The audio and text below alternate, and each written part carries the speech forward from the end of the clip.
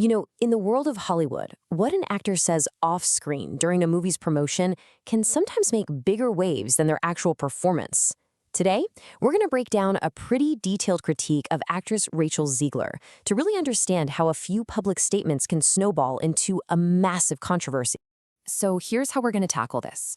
First, we'll look at the main accusation at the heart of the critique. Then we'll get into the specific statements that really got people talking. After that, we'll explore what the source calls a tale of two castings, look at the supposed financial fallout, and finally, ask the big question: was a lesson ever learned here? All right, let's start with the central claim, the one big idea that the entire argument we're examining is built on. The source's whole argument really boils down to this single sentence. The idea is that even after all the backlash from her Snow White promotional tour, Rachel Zegler's more recent comments suggest that, well, the pattern is just continuing. Okay, so what's the evidence for a claim like that? Well, the critique starts by pointing to the exact words Zegler used that first lit the fuse. The source really hones in on this recent quote. The argument being made is that for an actress, whose job is literally to become other people, saying you refuse to assimilate suggests you might have missed the point of the earlier criticism. And then the critique points out what it sees as a major contradiction. It's this back and forth. Right, on one side, you have these really confrontational statements that seem to attack the original story. But on the other, you have these gushing interviews praising her co-stars.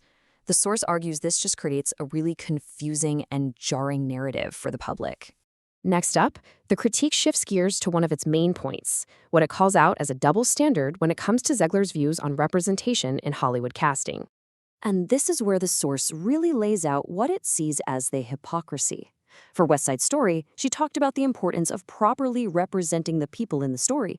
But then, with Snow White, the claim is she seemed to dismiss the importance of the character's classic European fairy tale roots.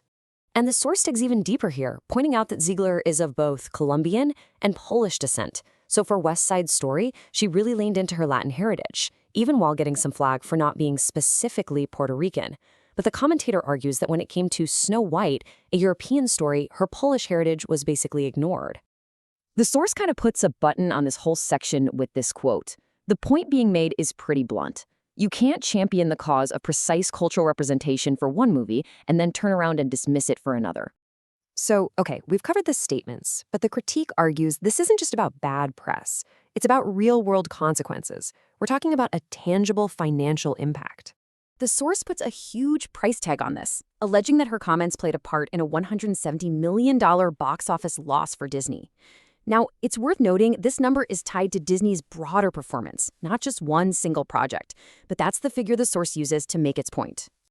And to really hammer home just how high the stakes were, the source points to Snow White's massive budget. We're talking reportedly over $336 million.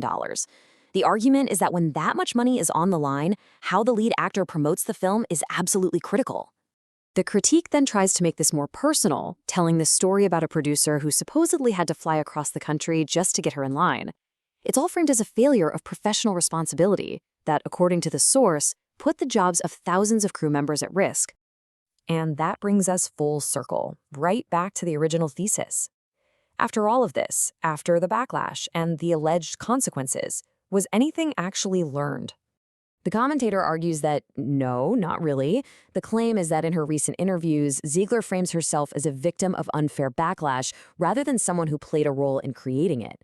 According to the source, there's been no real apology or self-reflection.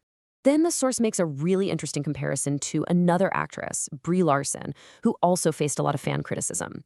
It presents two paths: Larson's, which was to become much more media-savvy and deflect controversial topics, and Zegler's, which the source describes as doubling down. The implication is that one path works better than the other.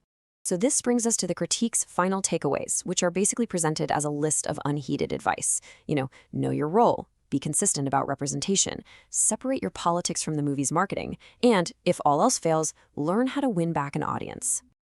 But really, when you step back from this whole thing, this critique of one actress raises a much bigger question for Hollywood today, doesn't it?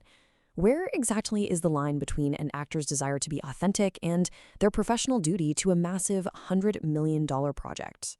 And that's the real tension here that this whole controversy leaves us thinking about.